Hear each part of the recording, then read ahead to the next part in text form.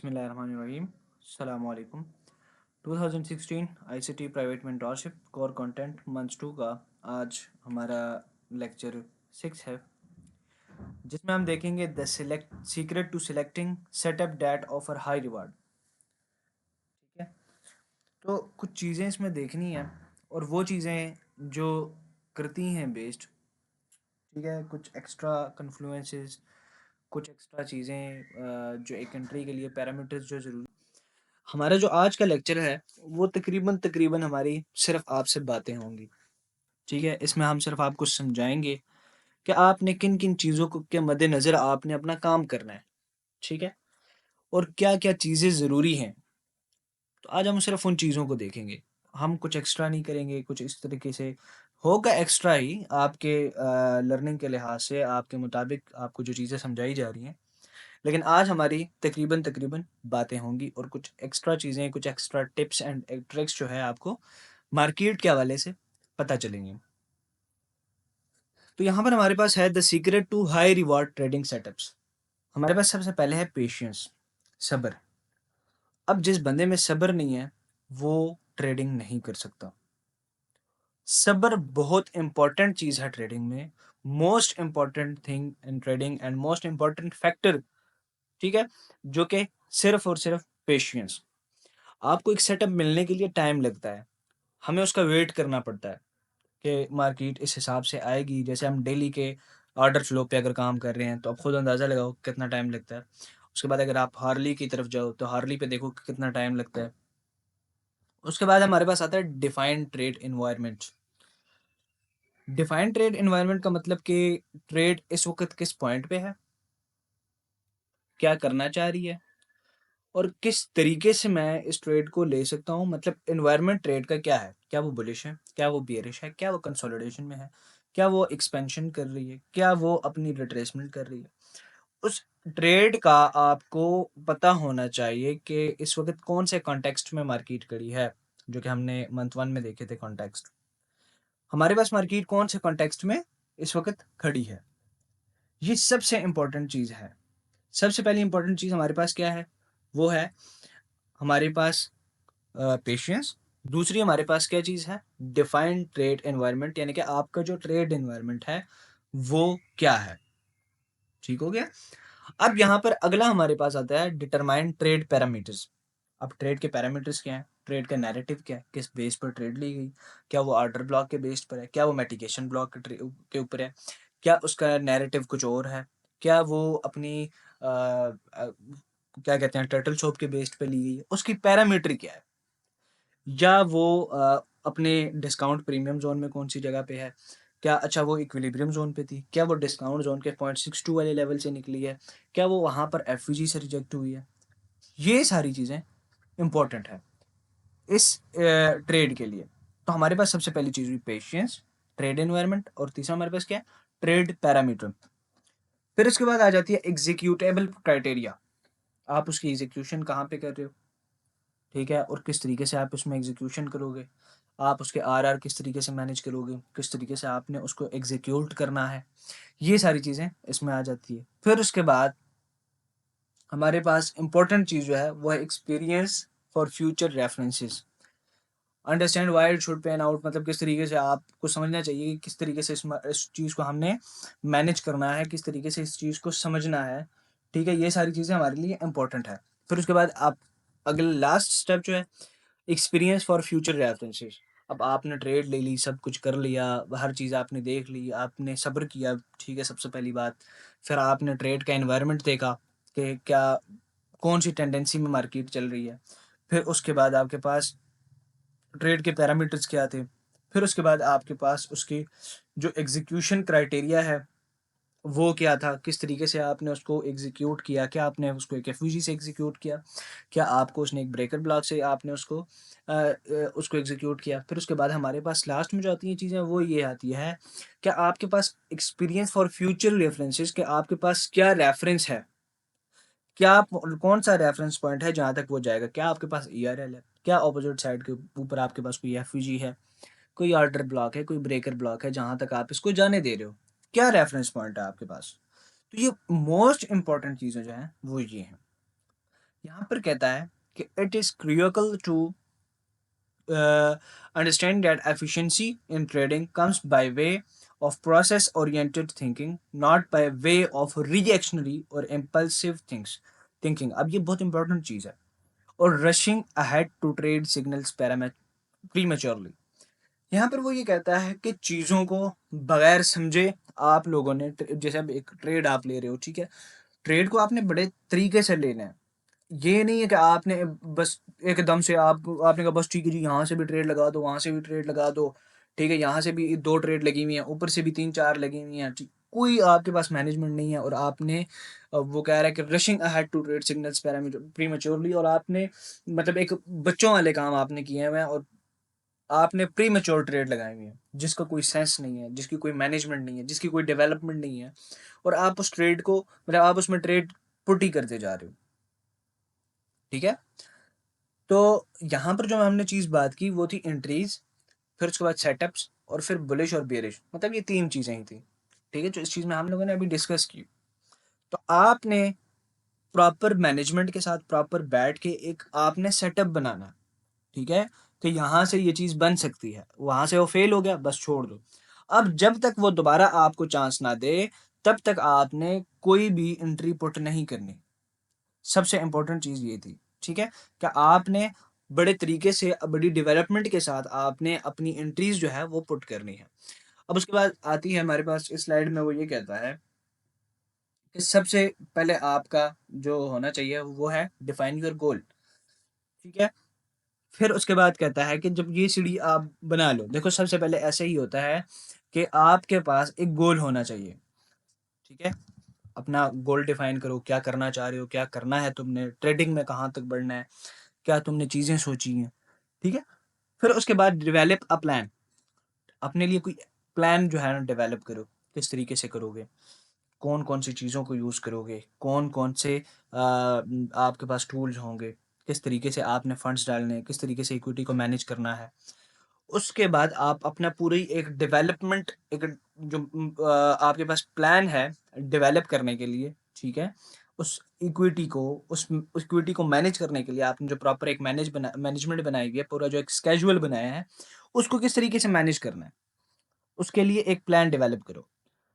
फिर उसके बाद वो कहता है टेक एक्शन, उसके ऊपर काम करो, उसकी एग्ज़ीक्यूशन करो, उसके ऊपर अमल करो, और उस अमल को किस तरीके से तरीके के साथ, ठीक है? ये नहीं कि आपने रशिंग ट्रेड्स, जिस तरीके से पिछली स्लाइड में वो क्या कहता है कि रिएक्शनरी और इम्पल्सिव थिंकिंग, अपने दिमाग के ऊपर फ़िज़ूल में वो अपने आप को प्रेशराइज़ नहीं करना है, ज़्यादा से ज़्यादा एंट्रीज़ नहीं लगानी। बड़े तरीके से आपने उसके ऊपर काम करना है। जो रूल्स आपने बनाए हैं, उन रूल्स के मुताबिक आपने एक्शन करना है। उस रूल्स को ब्रीच नहीं करना आपने। जो रूल्स आपने बना लिए, उस रूल्स के ऊपर ही आपने काम करना है। ठीक है? अब अगला हमारे पास आता है कि स्टिक टू इट। उसके ऊपर आप लोगों ने पाबंद रहना है। उससे आगे पीछे नहीं होना। जो तुम्हारा प्लान है, जो मर्ज़ी हो जाए, तुम आगे पीछे नहीं होना।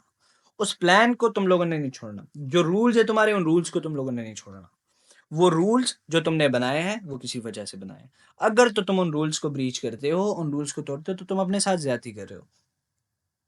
वो एक दफ़ा तुम्हें फ़ायदा देगी कि अगर तुम उस रूल्स को ब्रेक करोगे। हो सकता है तुम्हें एक फ़ायदा नज़र आए बीच में, तुम्हें थोड़ा-सा फ़ायदा हो, ठीक है?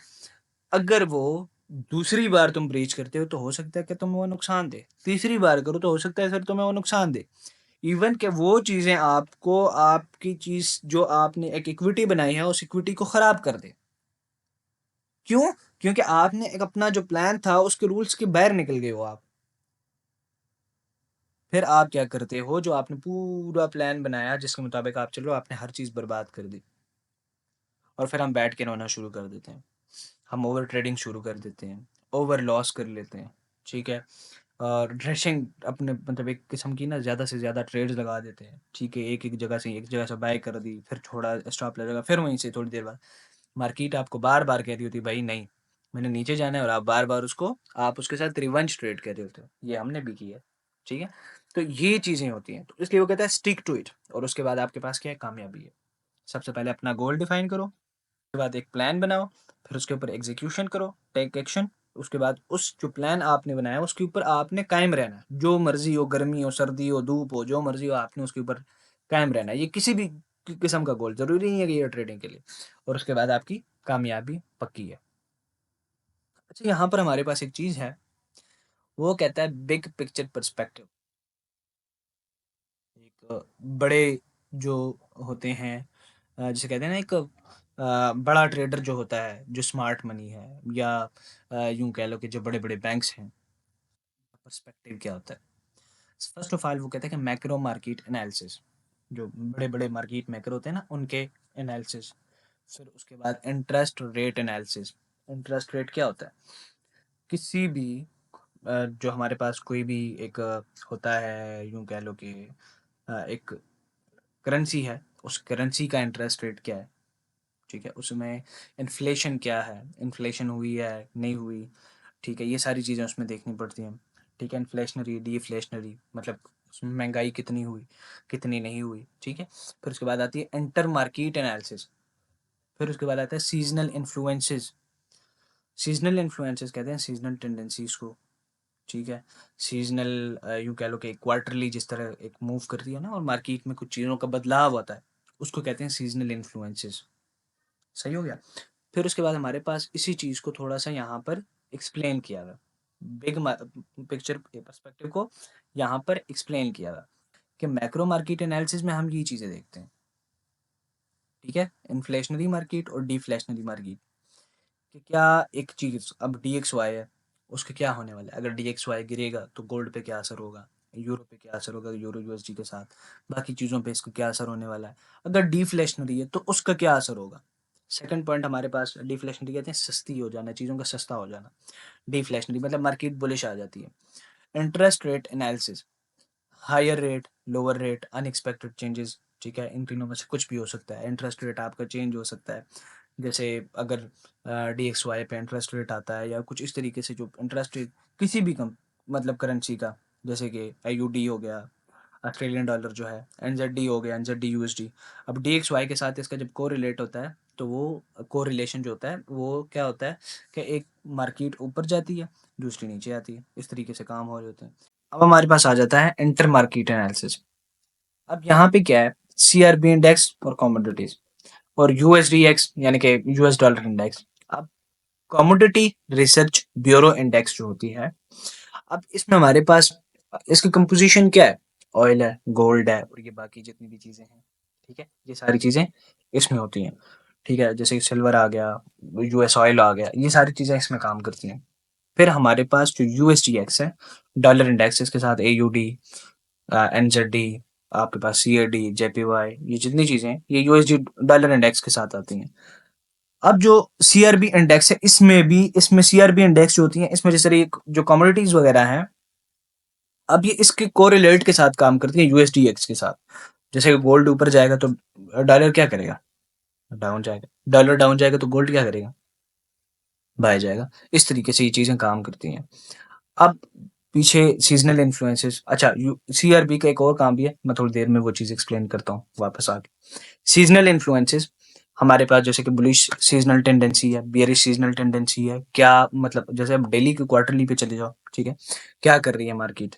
ठीक है, अब डेली पे मार्केट का ट्रेंड बाय है, क्या मार्केट का ट्रेंड बेयरिश है? सीज़नल इन्फ्लुएंसेस मतलब बिग पिक्चर पर्सपेक्टिव, जो बड़े-बड़े मार्केट मेकर हैं वो इन चीज़ों को देखते हैं। ठीक हो गया? अब यहाँ पर हमारे पास इंटरमीडिएट पर्सपेक्टिव आ जाता है, टॉप डाउन एनालिसिस।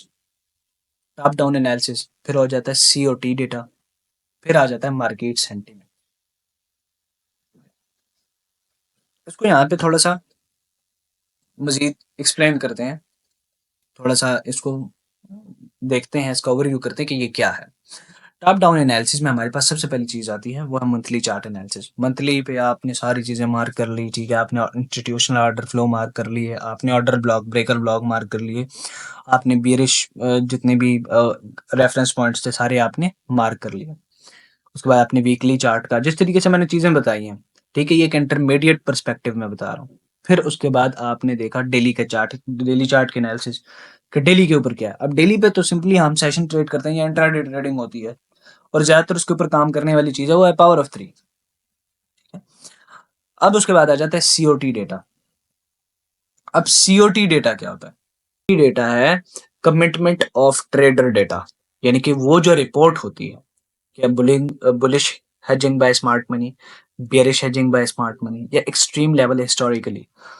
यहाँ पर होता क्या है कि सीओटी क्या कहता है, कमिटमेंट ऑफ ट्रेडर डेटा, यानी कि जो बड़े बड़े बैंक्स होते हैं, जो बड़े इंटर बैंक्स होते हैं, जितने भी ये मगरमच्छ हैं, यूं कह लो, कि उन्होंने मार्केट को किस तरफ लेके जाना है, उनकी आगे की प्लानिंग क्या है, और ये सारी रिपोर्ट इन्होंने बनानी होती है। और ये सारी रिपोर्ट ये देते हैं सीएफटीसी को। किसको? सीएफटीसी को ये सारी रिपोर्ट जाती है और वहां पर ये सारी रिजल्ट उनको दिया जाता है। अब सीओटी डेटा क्या है? सीओटी डेटा में सीधी सीधी बात कि वो COT commitment of trading data, traders data. अब ट्रेडर्स, बड़े बड़े ट्रेडर्स, इंटर बैंक्स, ठीक है, जितने भी मगरमच्छ हैं, उन्होंने मार्केट को किस तरफ लेके जाना है, वो इन चीजों की और पिछला जितना काम हुआ होता है उसकी पूरी रिपोर्ट बना के वो किसको देते हैं? सीएफटीसी को। किसको? सीएफटीसी को, कमोडिटी फ्यूचर ट्रेडिंग कमीशन। ठीक है, उसको ये जितना भी एक रिजल्ट होता है, ये जितना डेटा होता है उनके पास सबमिट किया जाता है। और वहां पर इनकी एक, किस यूं समझ लो कि एक गोल मेज कॉन्फ्रेंस होती है और वहां पर ये सारी चीजें देखते हैं कि अब आगे इन्होंने क्या करना है। तो ये जितना डेटा होता है ये किसके पास होता है? ये सीएफटीसी के पास होता है।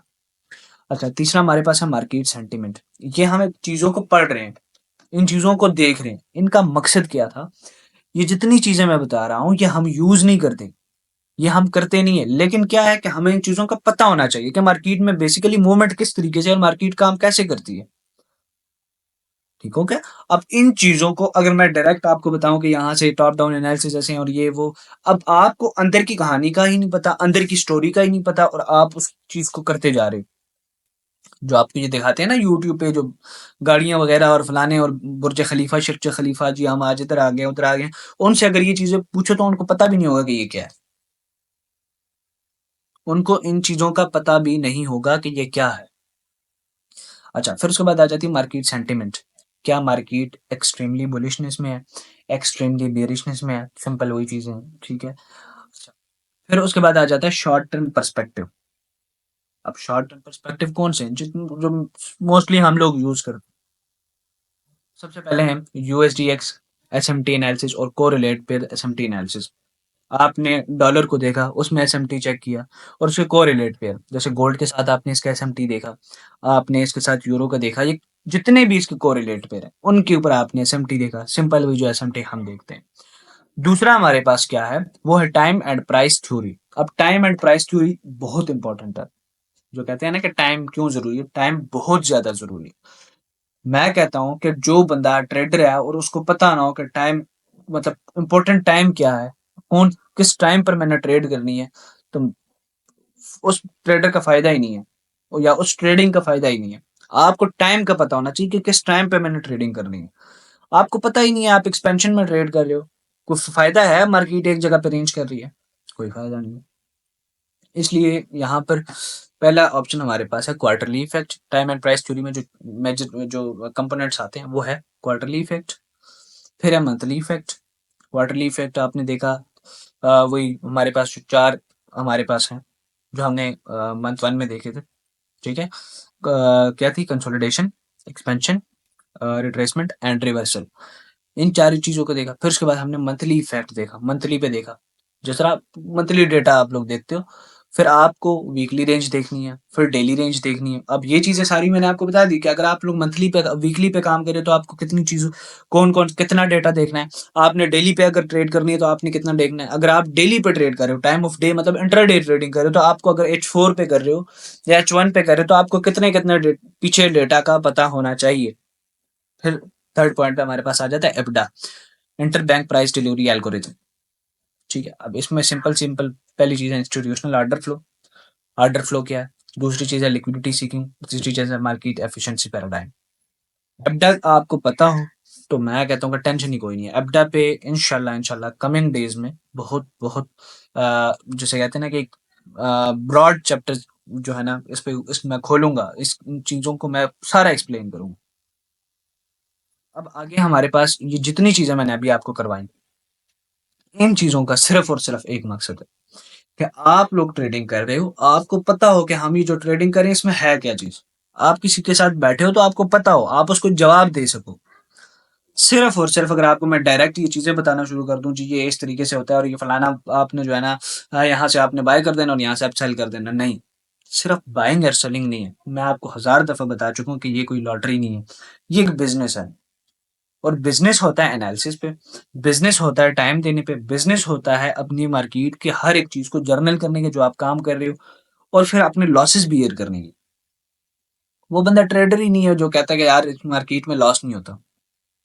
ये कोई लॉटरी नहीं है, ये कोई क्विक रिच स्कीम नहीं है कि आपको एक ही दफ़ा में अमीर कर देगी, नहीं। आपने बड़े तरीके से इसमें चलना है, आपने अपनी मनी को मैनेज करना है इसमें। आपको मार्केट ट्रैप करेगी, आपका पैसा ग्रीड आपके अंदर जो लालच आएगी ना एक दफ़ा, उस लालच को देखते हुए जो इसने चीज़ों को रिकॉग्नाइज़ किया हुआ है, ये सारा आपके दिमाग पर है और ये एक एआई जनरेटेड सिस्टम है। प्री प्लान्ड, प्री स्क्रिप्टेड है ये मार्केट का जो एल्गोरिदम है ये प्री स्क्रिप्टेड है और एक एआई इसको क्या कर रहा है डिलीवर कर रहा है और वो उसको किस चीज को उसने रिकॉग्नाइज किस चीज को किया हुआ है ग्रेड को फियर को इन चीजों को इसने क्या किया हुआ है रिकॉग्नाइज किया हुआ है कि एक बंदा ग्रेड फियर लॉस ये तीन चीजों को रिकॉग्नाइज किया हुआ है और वो देखता है मार्केट में आपके अंदर ग्रीड आपके अंदर पैदा करता है वो आपके अंदर फियर पैदा करता है और आपके अंदर वो आपसे वो लॉस आपको लॉस देता है और फिर उसी चीज का फायदा उठा के वो आपको जिंदा गाड़ देता है आपका जितना पैसा वो आपसे ले लेता है तो हमने क्या करना है हमने उस जो हमारे पास एक सर्कल था कौन सा सर्कल था अनइन्फॉर्म्ड मनी अब अनइन्फॉर्म्ड मनी कौन सी थी वही सपोर्ट रेजिस्टेंस वाले वही सप्लाई डिमांड वाले वो जो फजूल के पैटर्न्स वाले ये फलाना पैटर्न है जी ये फलाना पैटर्न है जी कोई पैटर्न काम नहीं करते कोई फजूल के पैटर्न काम नहीं करते हर चीज क्या चीज है वो स्मार्ट मनी है और हमने इस जो अनइन्फॉर्म्ड मनी है जिसको कोई सर्कल ही नहीं है जिसको कोई वजूद ही नहीं है वो एसएमसी के साथ तो उसका कोई मुकाबला ही नहीं है हम उनके उस सर्कल में नहीं रहेंगे हमने क्या करना है हमने स्मार्ट मनी के सर्कल में आना है और हमने स्मार्ट मनी की तरह काम करना है हमने स्मार्ट मनी के पर्सपेक्टिव से देखना है मार्केट को हमने स्मार्ट मनी के पर्सपेक्टिव से देखना है कि मार्केट किस तरीके से प्राइस की डिलीवरी कर रही है और मार्केट का जो एल्गोरिदम है किस तरीके से मूव कर रहा है उसमें डिस्काउंट में क्या करना है प्रीमियम में क्या करना है इन सारी चीजों को हमने स्मार्ट मनी के नजर से देखा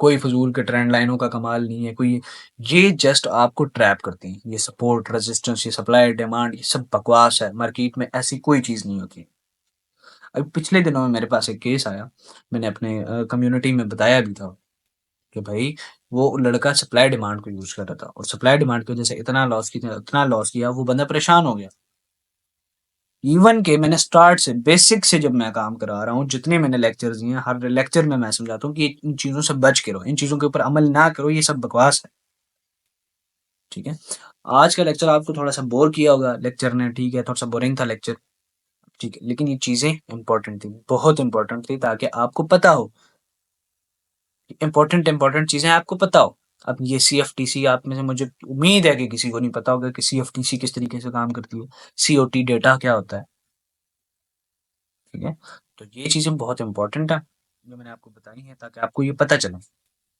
मिलते हैं नेक्स्ट वीडियो में थैंक यू सो मच